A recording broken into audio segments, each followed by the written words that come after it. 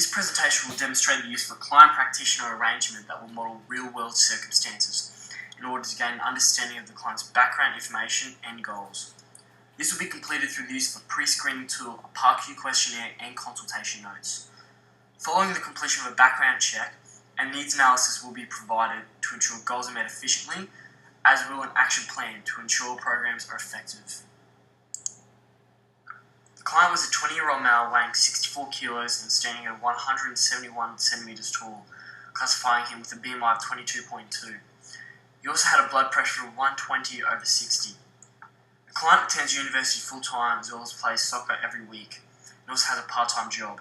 He is currently living at home and frequently catches a bus and then walks to the university campus as an activity of daily living. A 7-step process was used as a pre-screening to get information regarding the client in order to provide a needs analysis and action plan. Both the ACSM and ESSA screening tool determined that the client had a -1 in risk factors, concluding that he was a low-risk client and was able to perform vigorous intensity exercises. The client has shown no signs or symptoms of any known diseases, frequently performs vigorous activity 5 days a week, and has been all cleared by the GP to perform exercise, despite being diagnosed with exercise-induced asthma. The client has also given consent to the health and fitness assessments.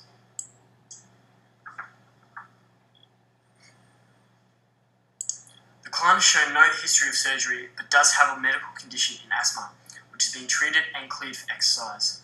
A current physical activity report was also completed, showing that the client plays soccer twice a week for 90 minutes at a vigorous intensity, along with the 2 to 3 gym sessions a week for 1 hour at a moderate to vigorous intensity.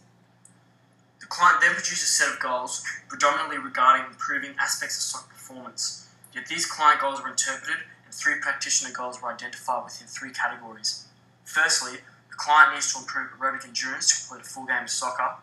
Next, he will improve recovery post-exercise or post-soccer game, which will extend on nutrition, physical activity levels, and sleep. Then, the client's final goal will be to improve agility, power, and balance to improve soccer performance.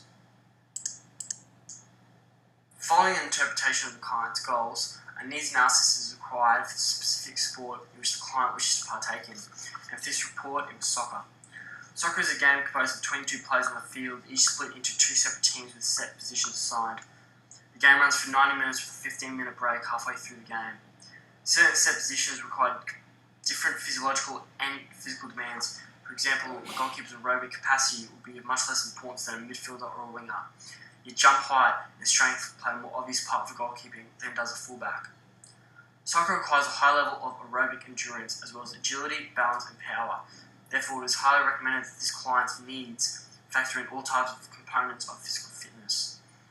According to 2 studies done in 2013 and 2012, speed, endurance, flexibility, and anaerobic power are all essential in lasting the full 90 minutes and to prepare for physical conditions of a soccer match. Issued in 2003, proposed to determine whether an aerobic endurance training program could improve soccer performance, whose findings indicated that improved VO2 max due to aerobic endurance training combined with regular soccer training drills did improve soccer performance. This therefore combines aerobic endurance training to skill-related training to increase efficiency during exercise.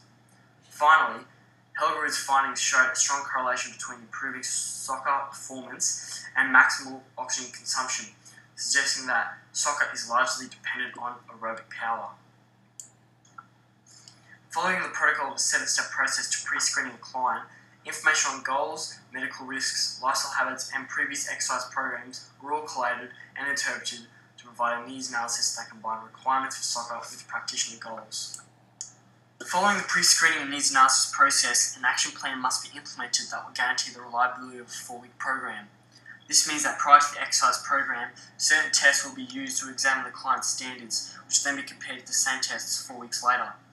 The first test will be a 3K run, which will be used to determine the client's initial aerobic endurance. The second test will examine the practitioner's behaviour goal, which is a 3-day recall that will analyse the client's post-exercise recovery habits, including alcohol and dietary intake post-exercise, and also sleep habits. Then the last 3 tests will be a 10-metre sprint test, Illinois test, and the start exertion balance test, which will determine the client's initial power, agility, and balance scores respectively.